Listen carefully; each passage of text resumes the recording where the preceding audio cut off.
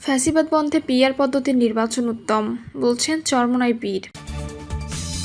এদিকে পিআর পদ্ধতির উপযোগিতা ভেবে দেখার অনুরোধ তারেক রহমানের। বাড়ি ছাড়লেন মুরাদনগরে নির্যাতিত সেই নারী। এবং সর্বশেষ জানাবো, জুলাই অভ্যুত্থানে ছাত্র নিহতের মামলার আসামি মৃত 2 আওয়ামী লীগ নেতা। শুনছিলেন সংবাদ শিরোনাম, এবারে বিস্তারিত। ফ্যাসিবাদ বন্ধে পিআর পদ্ধতির নির্বাচন উত্তম, বলছেন চরমোনাই পীর। ইসলামী আন্দোলন বাংলাদেশের আমির মুফতি সৈয়দ মোহাম্মদ রেজাউল করিম পীর চরমোনাই বলেছেন, আনুপাতিক প্রতিনিধিত্ব পদ্ধতিতে নির্বাচনের জন্য দেশের অধিকাংশ রাজনৈতিক দল একমত হয়েছে। এমন নির্বাচন একদিকে রাজনৈতিক স্থিতিশীলতা, অন্যদিকে অন্তর্ভুক্তিমূলক প্রতিনিধিত্ব নিশ্চিত করবে। তিনি বলেন, পিআর পদ্ধতিতে দলগুলো ভোটের অনুপাতে সংসদীয় আসন পায়, ফলে কোনো দল এককভাবে ক্ষমতা দখল করতে পারে না এবং সংসদের ছোট দলগুলোর প্রতিনিধিত্ব নিশ্চিত হয়। এতে রাজনৈতিক দলগুলোর মধ্যে পারস্পরিক আলোচনা, আপোষ এবং যৌথ সিদ্ধান্ত গ্রহণের পরিবেশ তৈরি হয়। চরমোনাই পীর বলেন, পিআর পদ্ধতি হলো সম্মিলিত সিদ্ধান্ত গ্রহণ, যার ফলে একনায়কতান্ত্রিক প্রবণতা প্রতিহত করা সম্ভব হবে। এই পদ্ধতি নির্বাচনের মাধ্যমে ক্ষমতা বিকেন্দ্রীকরণ সম্ভব হয়, কারণ এতে বড় দলগুলোর একছত্র আধিপত্য কমে আসে এবং ছোট দলগুলোর অংশগ্রহণ বাড়ে। রাজনৈতিক বৈচিত্র্যকে সম্মান করতে এবং আইন প্রণয়ন প্রক্রিয়াকে অধিকতর ও জবাবদিহিমূলক করতে আনুপাতিক প্রতিনিধিত্ব ভিত্তিক নির্বাচন পদ্ধতির পথে আমাদের চলতে হবে। এটাই সর্বোত্তম পদ্ধতি। তিনি বলেন, মুসলমানদের অনৈক্যের কারণে বর্তমান মুসলিম বিশ্ব আজ দিশেহারা। বাংলাদেশের মুসলমান একটি বিভীষিকাময় পরিস্থিতিতে বাস করছে। সমাজের, রাষ্ট্রের সব জায়গায় ইসলাম ও ইসলাম প্রিয় জনগণকে কোণঠাসা করার সর্বাত্মক প্রচেষ্টা চলছে। তিনি আরও বলেন, ওলামায়ে কেরামের দায়িত্ব অনেক, তা যদি সবাই ঐক্যবদ্ধ হয়ে পালন করে তাহলে জালিম শক্তি আর মাথা উঁচু করে দাঁড়াতে পারবে না। অতীতে উপমহাদেশের প্রখ্যাত ওলামায়ে কেরাম ঐক্যবদ্ধ হয়ে জালিমের বিরুদ্ধে ভূমিকা পালন করেছেন। আমাদের ছোটোখাটো পার্থক্য যেন বিভেদের কারণ না হয়, তাহলে মুসলিম সমাজ আর মাথা উঁচু করে দাঁড়াতে পারবে না। পিআর পদ্ধতির উপযোগিতা ভেবে দেখার অনুরোধ তারেক রহমানের। বাংলাদেশে বিদ্যমান অবস্থায় ও ভৌগোলিক রাজনৈতিক প্রেক্ষাপটে এ মুহূর্তে বাংলাদেশের জন্য সংখ্যানুপাতিক নির্বাচনী ব্যবস্থা কতটা উপযোগী কিংবা উপযোগী কিনা তা ভেবে দেখার অনুরোধ করেছেন বিএনপির ভারপ্রাপ্ত চেয়ারম্যান তারেক রহমান। তারেক রহমান বলেন, সংখ্যানুপাতিক নির্বাচনী ব্যবস্থা ঐক্যের পরিবর্তে বিভক্তিমূলক সমাজ এবং অস্থিতিশীল সরকার সৃষ্টির কারণ হয়ে উঠতে পারে কিনা তা সব রাজনৈতিক নেতাকে ভেবে দেখার অনুরোধ করব। অন্তর্বর্তীকালীন সরকারের সংস্কার কার্যক্রমে বিভিন্ন দল চিন্তা করেন, সংস্কার প্রভাব দিয়েছে এবং প্রতিটি দলই যার যার বিবেচনায় উত্তম প্রস্তাব দিয়েছেন বলে উল্লেখ করেন তারেক রহমান। তবে সব প্রস্তাব বাংলাদেশের প্রেক্ষাপটে বা বর্তমান প্রেক্ষাপটে উপযোগী কিনা তে বিবেচনার অনুরোধ করেন তিনি। বিএনপির ভারপ্রাপ্ত চেয়ারম্যান বলেন, বাংলাদেশের গণতান্ত্রিক বিধি ব্যবস্থার শক্ত ভিত্তির উপর রাখতে হলে জনগণের ঐক্য সবচেয়ে বেশি দরকার। সংখ্যানুপাতিক নির্বাচনী ব্যবস্থার আড়ালে আবার দেশের রাজনীতিতে ফ্যাসিস্ট পুনর্বাসনের পথ সুগম করে দেয়া হচ্ছে কিনা তা সবার গুরুত্ব দিয়ে ভাবা দরকার। নিত্য নতুন ইস্যু সামনে আনলে ষড়যন্ত্রকারীরা মাথাচাড়া দিয়ে ওঠার সুযোগ পাবে। প্রসঙ্গত, জামাত ইসলামী, ইসলামী আন্দোলন, কমিউনিস্ট পার্টি সহ অনেক রাজনৈতিক দল সংখ্যানুপাতিক বা আনুপাতিক পদ্ধতিতে ভোটের পক্ষে দাবি তুলেছে।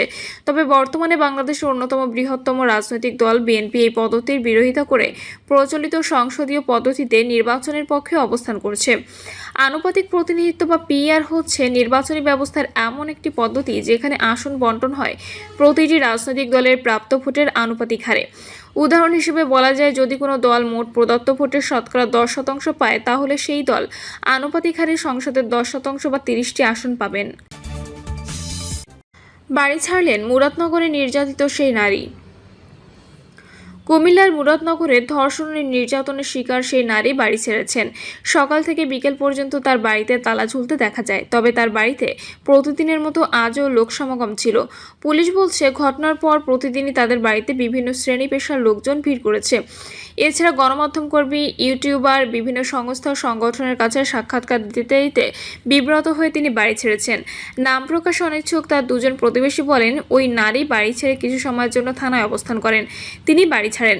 পরে কাল পুলিশের সহযোগিতায় তিনি 2 সন্তানকে নিয়ে বাড়ি থেকে চলে গেছেন।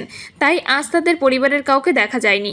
তবে বাড়িতে আছেন তার এক প্রতিবন্ধী বোন। এদিকে তাদের বাড়িতে আসেন বিএনপির ভাইস চেয়ারম্যান ও স্থানীয় সাবেক সংসদ সদস্য কাজী শাহ মোফাজ্জল হোসেন, কায়কোবাদ। নৌকায় করে দুপুরে তিনি সেখানে আসেন। তিনি আসার আগেই তার হাজারো নেতাকর্মী সেখানে উপস্থিত হন। এ সময় উপস্থিত নেতাকর্মীদের সামনে বক্তব্য দেন কাজী কায়কোবাদ। তিনি বলেন, হিন্দু মুসলিম ভেদাভেদ বুঝি না, আমি বুঝি আপনারা সবাই আমার ভাই। আপনারা জানেন এই ঘটনায় বিএনপির কোনো সংযোগ নেই। মুরাদনগর থানার ওসি আওয়ামী লীগের কথিত সাংবাদিক ও যুবলীগ নেতাকে দিয়ে এই ঘটনায় বিএনপির নাম জড়িয়ে দেয়, অথচ আসামি ছিল আওয়ামী লীগের কর্মী। আপনাদের সঙ্গে বিএনপির বিরোধ সৃষ্টি করার জন্য আওয়ামী লীগ ও এনসিপি যে ষড়যন্ত্র করেছে তা সফল হয়নি, হবেও না ইনশাল্লাহ। 5ই আগস্ট ফ্যাসিস্ট হাসিনার পতনের পর যেসব আওয়ামী সন্ত্রাসীরা পালিয়েছিল, আসিফ মাহমুদ উপদেষ্টা হওয়ার পর সেসব আওয়ামী সন্ত্রাসীদের পুনর্বাসন করেছেন। নিষিদ্ধ দল আওয়ামী লীগের সন্ত্রাসীরা এখন এনসিপির ব্যানারে সব অপকর্ম করছে, আর তাদের শেল্টার দিচ্ছেন মুরাদনগরের ওসি। তিনি আরও বলেন, এই মামলাটি তদন্ত চলমান, তাই আমি বেশি কিছু বলবো না। সুষ্ঠু বিচার করতে হবেই হবে। আমি এখানে এসেছিলাম সবার সঙ্গে দেখা করতে, কথা বলতে, কিন্তু পুলিশ ও আমাদের মাননীয় শিশু উপদেষ্টা ষড়যন্ত্র করে তাদের এখান থেকে দূরে নিয়ে যায়। আমি জানতে চাই তাদের উদ্দেশ্য কি। তারা বিএনপির বিরুদ্ধে ষড়যন্ত্র করতে মরিয়া হয়ে উঠেছে। যেদিন থেকে এসপি এখানে বদলি হয়ে এসেছেন সেদিন থেকেই পুলিশ দিয়ে বিএনপির বিরুদ্ধে কাজ করে যাচ্ছেন। নাম প্রকাশ না করার শর্তে কুমিল্লা জেলা পুলিশের একজন কর্মকর্তা বলেন, ঘটনার পর থেকেই ভুক্তভোগী নারী ও তার পরিবারের সদস্যরা বিব্রতকর পরিস্থিতির মধ্যে আছেন। প্রতিদিনই তাদের বাড়িতে বিভিন্ন শ্রেণী পেশার লোকজন ভিড় করছেন। সাংবাদিক ও ইউটিউবারদের কাছে সাক্ষাৎকার দিতে দিতে ভুক্তভোগীর পারিবারিক জীবন দুর্বিষহ হয়ে উঠেছে। এছাড়া অনেকে নিয়ম নীতির তোয়াক্কা না করে ভিডিওতে ভুক্তভোগীর চেহারা দেখিয়ে আরও সমস্যায় ফেলছেন। এসব কারণেই ভুক্তভোগী বাড়ি থেকে সরে গেছেন। তিনি পুলিশের কাছে সহায়তা চাইলে তাকে সহায়তা করেছেন। সচেতন নাগরিক কমিটির সনাক কুমিল্লা জেলার সাবেক সভাপতি নারী নেত্রী রোকেয়া বেগম শেফালি বলেন, এই ঘটনায় অনেক ভিডিও সামাজিক যোগাযোগ মাধ্যমে ছড়িয়েছে, সেগুলোতে ওই নারীর চেহারা দেখা যাচ্ছে। গণমাধ্যমের এসব বিষয়ে আরও যত্নশীল হওয়া উচিত, আর যারা এসব উদ্দেশ্য প্রণোদিতভাবে ছড়িয়েছে তাদের বিরুদ্ধে আইনি ব্যবস্থা নেওয়া হোক। বাড়ি ছেড়ে যাওয়ার বিষয়ে তিনি বলেন, তিনি একজন নারী, বাড়িতে কিভাবে থাকবেন বলেন। তিনি বাড়িতে নেই, আমি সকালেই শুনেছি। তাকে নির্যাতনের পর আবার লোকজন গিয়ে নির্যাতনের মতোই করছে, এটা ঠিক না। তার এখন শেল্টার হোমে থাকার কথা। মুরাদনগর থানার ভারপ্রাপ্ত কর্মকর্তা জাহিদুর রহমান বলেন, আমাদের বিরুদ্ধে শুধু বলা হচ্ছে তিনি তার ইচ্ছায় নিজের বাড়ি ছেড়েছেন, এটা তার ব্যক্তিগত ব্যাপার। জুলাই অভ্যুত্থানের ছাত্র নিহতের মামলার আসামি মৃত 2 আওয়ামী লীগ নেতা। চট্টগ্রামে জুলাই গণঅভ্যুত্থানে 2 ছাত্র নিহতের ঘটনায় সাবেক পররাষ্ট্রমন্ত্রী হাসান মাহমুদ সহ 126 জনকে আসামি করে মামলা হয়েছে। এই মামলার বাদী পেশায় ব্যবসায়ী আব্দুল মোতালেব, তার ছেলে কাউসার মাহমুদ বিজিসি ট্রাস্ট বিশ্ববিদ্যালয়ের শিক্ষার্থী।